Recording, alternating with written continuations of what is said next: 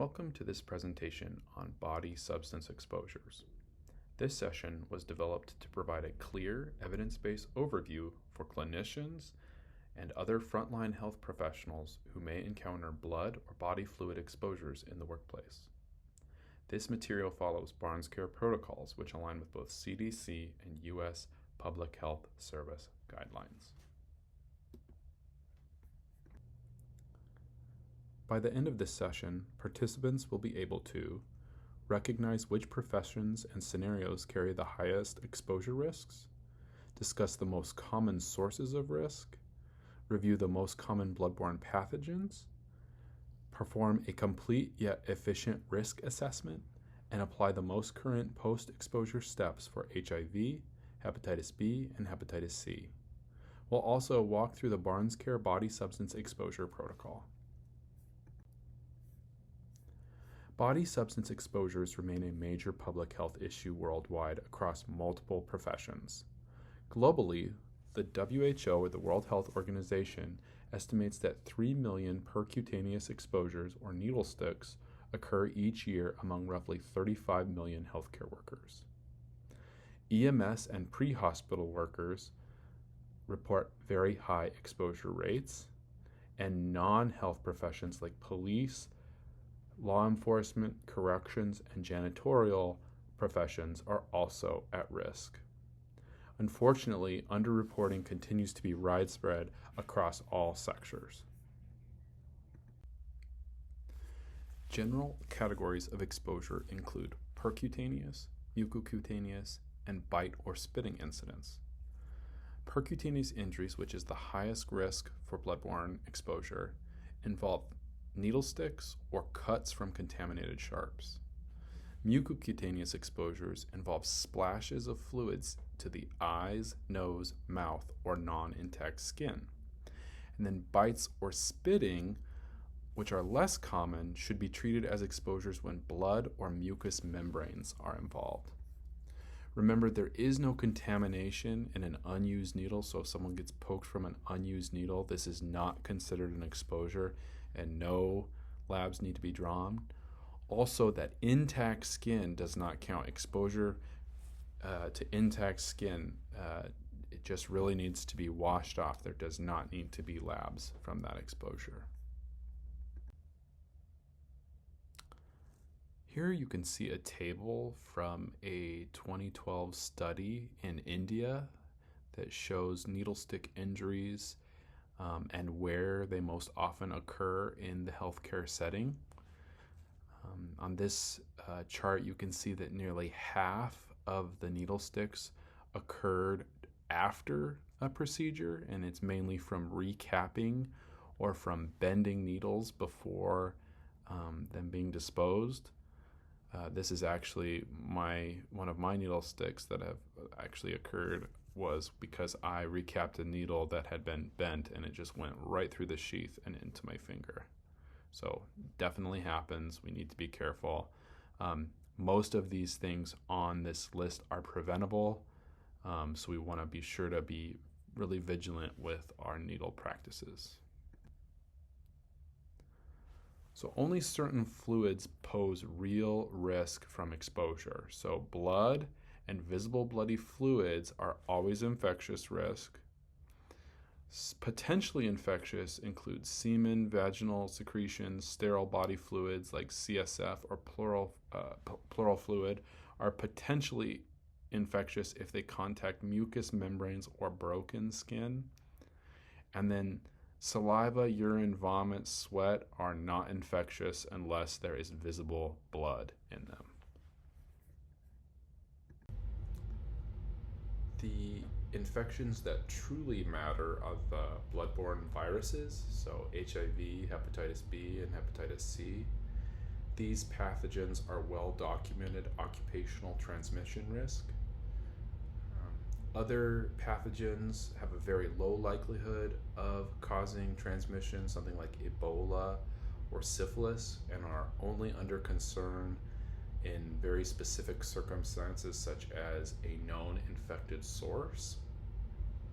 Ebola would likely cause CDC, Department of Homeland Security World Health Organization alarm, so that would be very rare.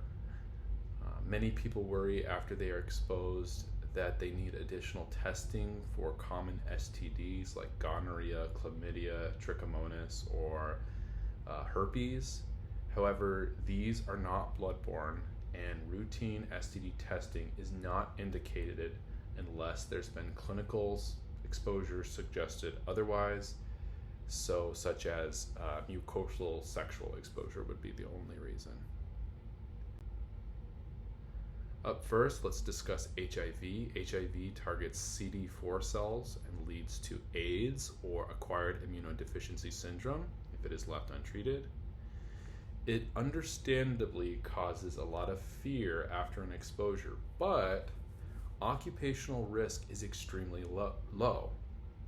This graph here is from a study of occupationally acquired HIV among healthcare workers, and you can see this graph. You can see confirmed workplace HIV cases peaked in the late 80s and have nearly disappeared since, and this is thanks to improved precautions and early post-exposure prophylaxis. Here is another study that looks at the estimated risk of HIV transmission per exposure from a known HIV positive source with a detectable viral load. And on this chart, you can see the estimated risk of HIV transmission per exposure. This is important to note. This is without post-exposure prophylaxis or PEP treatment. For occupational exposures on this slide, a needle stick with a hollow bore needle carries a risk of about 0.3%, or roughly 1 in 435 cases. But that estimates assume hollow bore needle with visible contaminated blood. For things like puncture wounds from other sharps, the risk is likely much lower than this. Mucous membrane exposures like splashes, again, have about a 1 in 1,000 risk. And then you can see even individuals who share needles, so people who inject drugs, they have about a 1 in 160 chances of contracting HIV from sharing needles. And then you can see other sexual acts and blood transfusion and their relative risks. I think these numbers just reinforce that HIV exposures do cause concern, but again, the occupational risk is relatively low. At Barnes Care, we use the 4th generation HIV combination tests with antigen and antibody. These tests look for both antibodies and the P24 antigen, and this allows earlier detection, usually at about 18 to 45 days after exposure. Older 3rd generation tests only detect antibodies, so they usually take a little bit longer to turn positive, up to 90 days. The nucleic acid tests, or PCR, they detect the virus itself and can show infection as early as 10 to 14 days, but these are not routinely used for post-exposure testing because the 4th generation combination tests are very, very sensitive and reliable. Next, let's discuss hepatitis B. It is an extremely infectious bloodborne virus that targets the liver, causing liver inflammation that can progress to cirrhosis or hepatocellular carcinoma. That's what you see on this CT slide, the tumor, a big tumor in the liver. Hepatitis B is one of the most transmissible viruses we encounter in occupational medicine. It's actually 100 times more infectious than HIV. After a hollow bore needle stick, the risk of The risk of transmission can reach up to 30% if the source is hepatitis B positive with hepatitis B-E antigens present. This indicates a high level of viral replication and infectivity. That's why source testing and timely follow-up are so important with hepatitis B. One of the pieces of good news about Hep B is that it is completely vaccine preventable. And once a person completes the vaccine series and develops protective antibodies, their immunity is usually long-lasting and provides excellent protection. To understand Hep B and Hep B serology testing, which are laboratory results, it helps to picture the structure of the hepatitis B virus. So we're going to go through that now.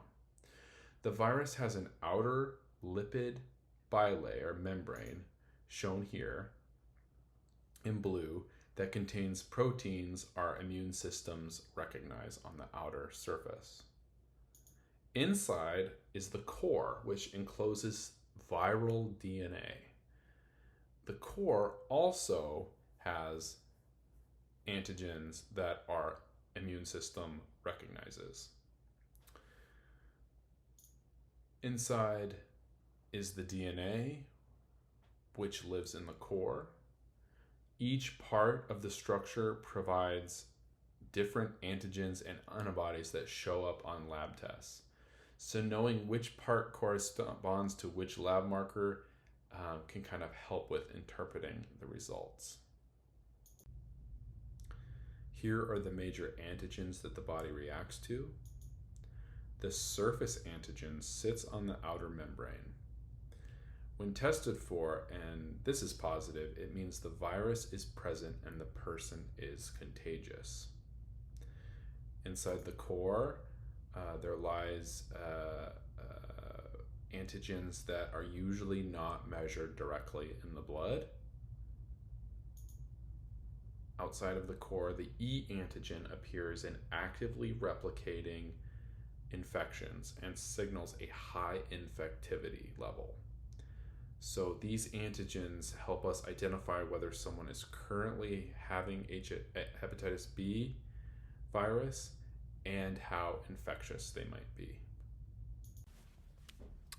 So now we're going to discuss the body's immune response to the virus, the Hep B virus.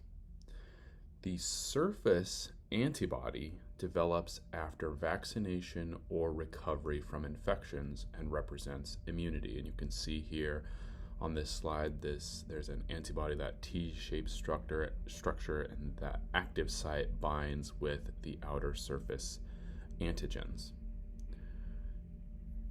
The core antibody is shown when the person has been exposed to Hep B at some point in the past. So there's two types. There's IgG and IgM. IgM represents a recent acute infection, whereas IgG develops later in older infections. There is also antibodies to the E antigen, and these develop as viral replication begins to slow and the infectivity of a patient decreases. So we're looking at these antibodies, and we're getting them in lab results, and for that we can see where a person is in the infection or the recovery process of Hep B. So this is a table that summarizes the different Hep B blood serology test results and how to interpret those test results. I think it can be a bit confusing, so we're going to go through these and what they mean one more time. So remember, the Hep B surface antigen is positive. When that is positive, it means that the virus is present and the person is potentially infectious. And it can be present in both acute and chronic infections. The surface antibody is present after recovery from infection, but also vaccination. The core antibody tells us, when that is positive, it tells us if a person has ever had a natural infection. It is not positive after vaccination. There are two types, IgM and IgG. IgM is present at first, but then IgG becomes positive as the infection becomes chronic. Hepatitis B-E is usually present during active viral replication, meaning the person is very infectious, highly infectious. And the antibody to Hep B-E is usually formed after the immune system begins to control the virus. Remember, in this red box here, this is what we're looking for. We want someone to be vaccinated against Hep B and not have any history of prior infection. This is the ideal for the source or for the recipient after a body substance exposure. Okay, let's discuss Hep C. Hep C is an RNA virus that infects the liver, and if left untreated, much like hepatitis B, it can progress to chronic infection, cirrhosis, and even hepatocellular carcinoma as well. It's one of the main causes of chronic liver disease worldwide, and unfortunately, unlike Hep B, there is no vaccine and there is no immunoglobulin that can prevent infection after exposure.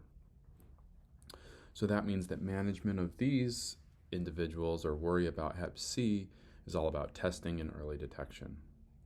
For exposures, we start with a baseline hepatitis C virus antibody and getting an ALT on the individual, and then we follow up with quantitative PCR at 6 weeks to detect early infection. If that's negative, we repeat the antibody and the ALT in 4 to 6 months to make sure that there was no late seroconversion. If someone does become infected, the good news is that modern medications, direct-acting antiviral therapies, are curative in more than 95% of cases with a 8 to 12 week oral regimen, but these can be very expensive. Now let's discuss risk assessments, which is done after any potential exposure. So the goal of a risk assessment is to determine whether a true risk of infection exists and what level of follow-up is needed, if any at all. The initial evaluation focuses on documenting the exposure event, when it happened, where it happened, how it happened, as well as the type of fluid and body site involved. The route of exposure is key. Was it a needle or a sharps injury, a splash to the eye, again, mucous membranes, or a bite? Next, we're going to assess what level of personal protective equipment was being used at the time. Things like gloves, gown, or face shield. This can significantly affect the risk of exposure, so we want to know that. We're also going to confirm if immediate care was performed, such as washing or flushing the affected area. This can sometimes reduce the viral load and reduce the risk.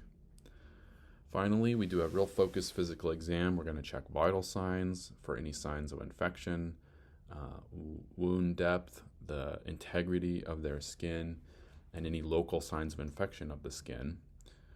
And this information is really going to form the foundation of deciding whether an exposure is clinically significant, again, and whether PEP is indicated.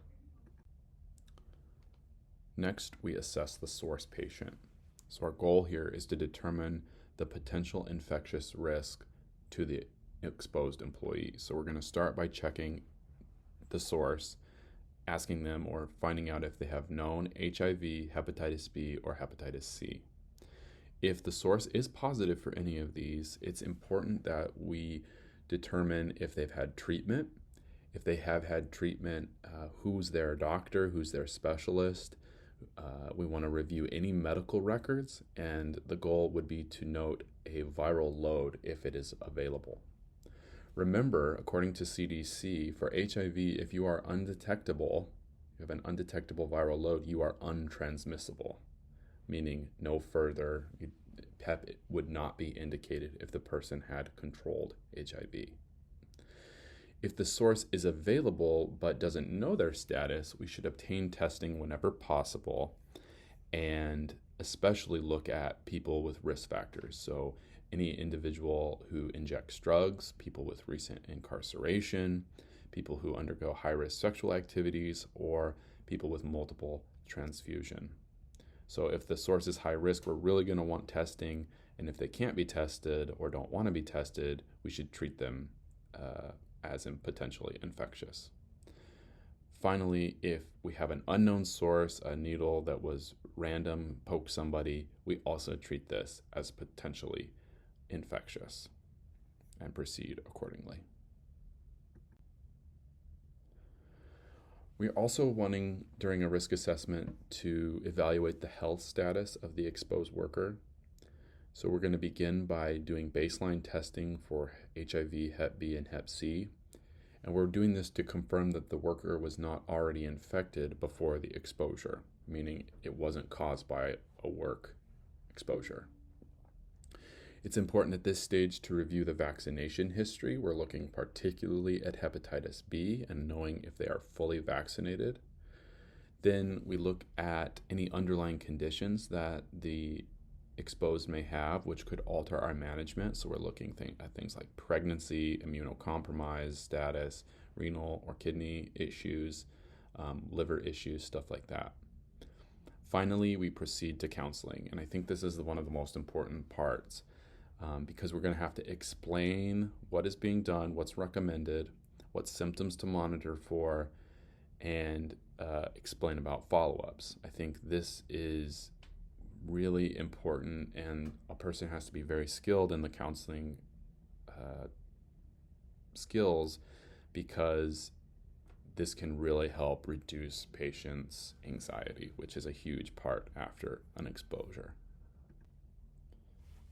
So finally, we're going to bring all of these pieces together.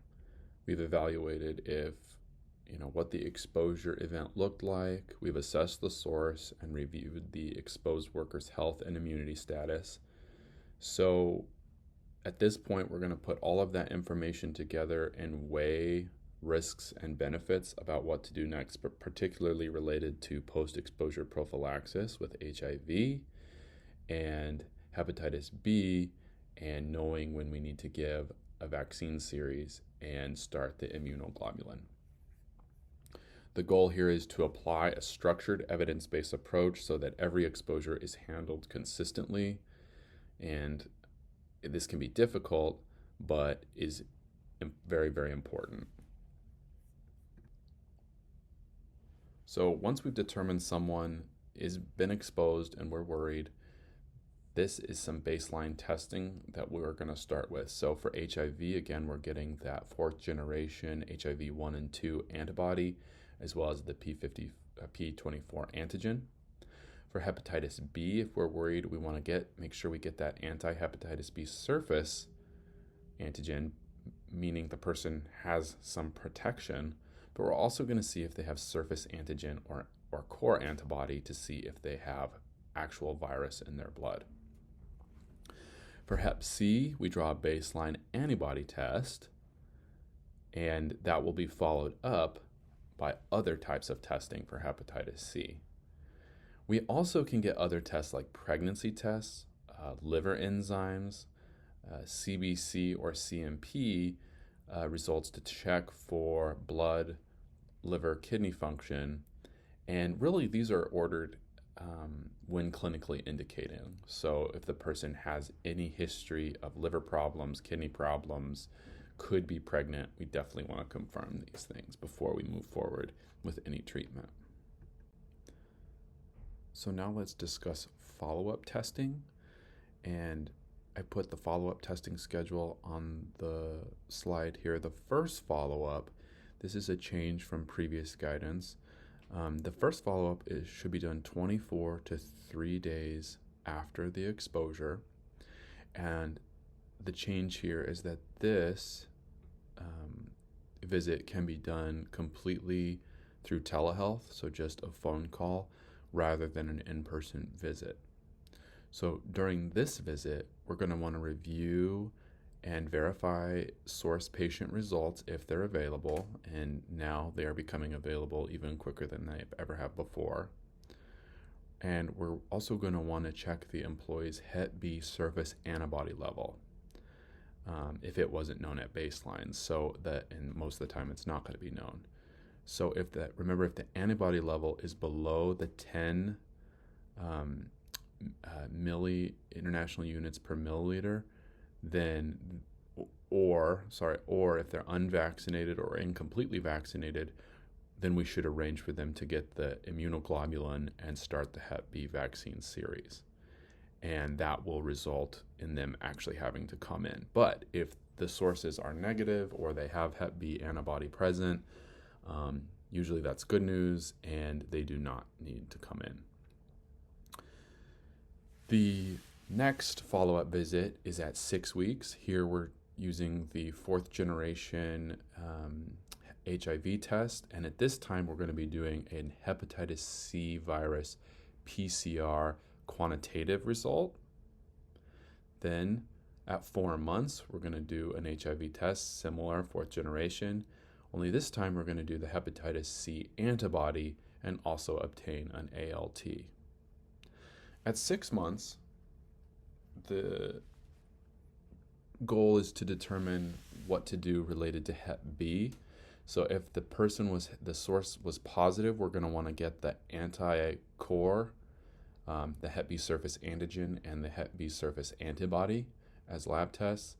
And if the Hep B source was negative, we're going to get the Hep B surface antibody test to determine if the person has immunity. So next we're going to discuss treatment post-exposure prophylaxis for HIV. And I'm going to start by showing you this recent update. This is the 2025 U.S. Public Health Service Guidelines for managing occupational exposures to HIV and recommendations of post-exposure prophylaxis in the healthcare setting. So this update replaces the 2013 version and incorporates several important changes. So it reflects new information on antiretroviral options and the windows of detection for modern HIV tests, and it updates data on transmission risk, as well as looking at people with undetectable viral loads and their risk, which is very negligible. One of the major points in these new guidelines is that any healthcare worker with potential exposure should be evaluated as soon as they can for PEP treatment, so ideally within hours, not days. The guidelines emphasize that the risk of HIV transmission remains low in the occupational setting, and it is particularly low when the source patient has viral suppression or undetectable viral load. These recommendations are designed to standardize care across all healthcare settings and ensure that anyone providing care for an occupational exposure follows the most current evidence-based protocols. So here are the preferred HIV post-exposure prophylaxis regimens for individuals who do not have complications. And this would be such as like kidney, liver disease, pregnancy, or on other drugs. So we want to look for drug-drug interactions. So these preferred regimens include Biktarvy. Biktarvy is the newer one that the hospital, BJC Hospital Pharmacy uses. But you also can do Truvada and Icentrus, which is what we use at Barnes Care. Also, Truvada and Tivicay is another option. And then finally, Descovy and Tivicay. And if none of those are available, you can use another drug called Simtuza, or Prezista and Novir and Truvada. So these are all options. We want to stick with the preferred regimens.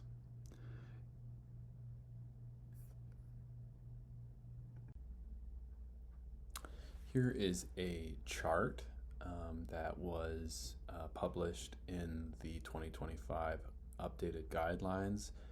Here you can see the different regimens of PEP for various conditions. So for pregnancy, renal dysfunction, and the different levels of renal dysfunction, and then also hepatic impairment.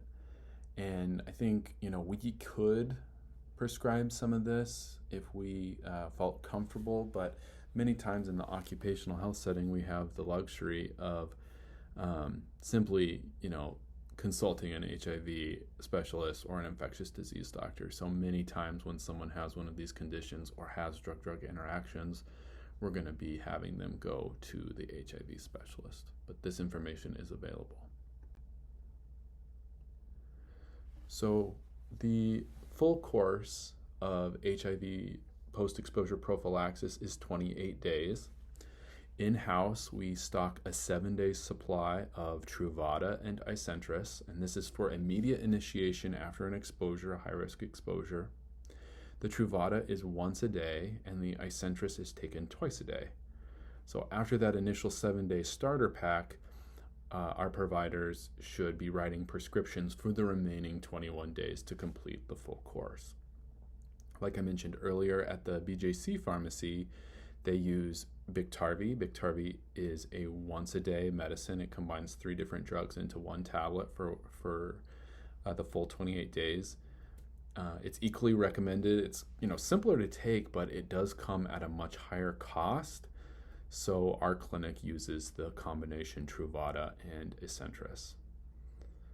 Both regimens are recommended and by the 2025 PHS guidelines, and both are highly effective when promptly taken after an exposure and for the full duration, the full 28 days duration. Most people tolerate HIV PEP pretty well, but mild side effects are pretty common.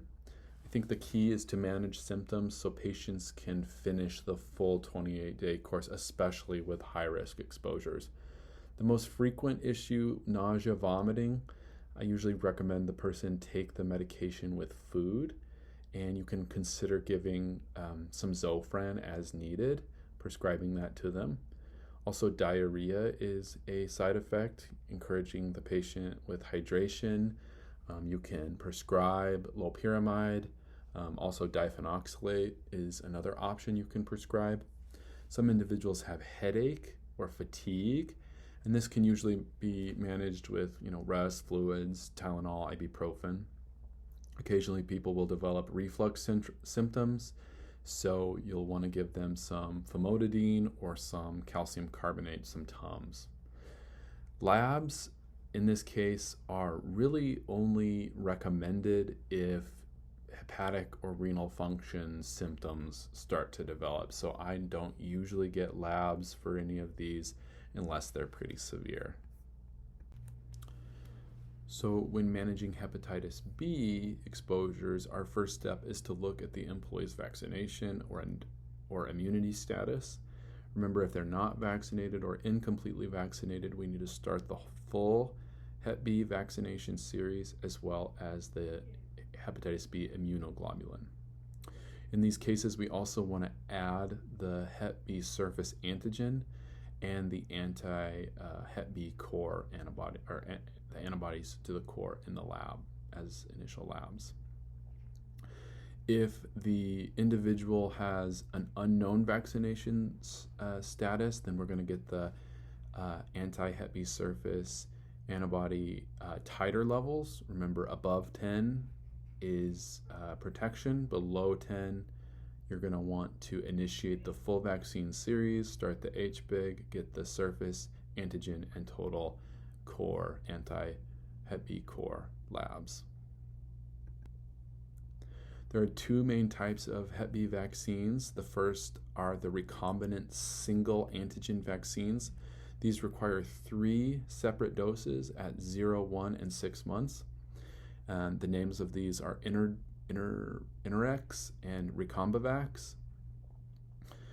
We use both of these in our clinic. The second option is called, it's newer, it's a CpG adjuvated vaccine. It actually only requires 2 doses, one at 0 and one at 1 month later. We do not currently carry the Heplislav B, but may in the future. Again, both of these regimens options offer long-term protection, but it's important to complete the full, once you start to complete the full vaccine series. So Hep B immunoglobulin, or HBIG. HBIG is a sterile human immunoglobulin containing high titers of antibodies against the Hep B surface antigen. So when an individual is exposed and we start the vaccine for Hep B, the individual is not going to make those antigens in a quick enough time to protect them against active Hep B virus that they've been exposed to. So that's why we give the immunoglobulin. The immunoglobulin provides passive temporary immunity following exposure to the Hep B virus. For adults, the dosing is 0.06 milliliters per kilogram IM. And you're going to want to remember to use ideal body weight for this calculation. HBIG is typically dosed or given out as 1, 2, 5, and 10 milliliter vials. And so we're going to do a little math here. A 165-pound male needs how many milliliters and how many vials? So 165 pounds is about 75 kilograms. When we do 75 kilograms times the 0.06, we get 4.5 milliliters. So you could essentially give either 1 5 milliliter vial or, 2.5 2 milliliter vials, or a half of a 10 milliliter vial, or 5 1 milliliter vials. So lots of different options. At Barnes Care, we have 5 milliliter vials and 1 milliliter vials. Okay, finally, we're going to address the Barnes Care protocol. Here is the protocol. We're going to go step by step through that. So again, at the initial visit, our focus is to establish the baseline labs, HIV, Hep B, and Hep C. We're going to order that 4th generation test for HIV, and we're going to get that antibody as well as an ALT for the hepatitis C. We're going to also determine on the hepatitis B what their surface antibody is. Remember, if they're incompletely vaccinated or unvaccinated, we're also going to add some additional labs and start the Hep B vaccine. The first follow-up visit, this is the change, so 24 hours to 3-day follow-up. This is the one that can be handled usually entirely through telehealth unless their antibody levels are low. At this visit, we're going to assess their source labs, the antibody status, and then if the individual is taking PEP, how they're tolerating their PEP. And remember, this one is done 24 hours to 3 days after the exposure. The 6-week follow-up visit, the goal is to look for seroconversions. So for HIV, that 4th generation test. This time we're getting a quantitative PCR test for the hepatitis C virus. And then if they're undergoing the full vaccine series, they're going to be getting their 2nd dose of hepatitis B vaccine. At 4 months, again, same thing. We're going to get a HIV 4th generation test. We're going to do a Hep C antibody and ALT level at the 4 months. And then if needed, well, we only have the 3 vaccines. So if they start it with us, they're going to get that 3rd vaccine for hepatitis B. But if they were getting another, the 2-dose regimen, they would not need this 3rd dose of Hep B. Now at 6 months, this is the final visit, and this is really to look at Hep B status. So if the source person was positive or unknown, we're going to get those labs again, the anti-Hep B core, the surface antigen, and the surface antibody levels. And then if the source was negative, we're getting that Hep B surface antibody to make sure that the person has protection.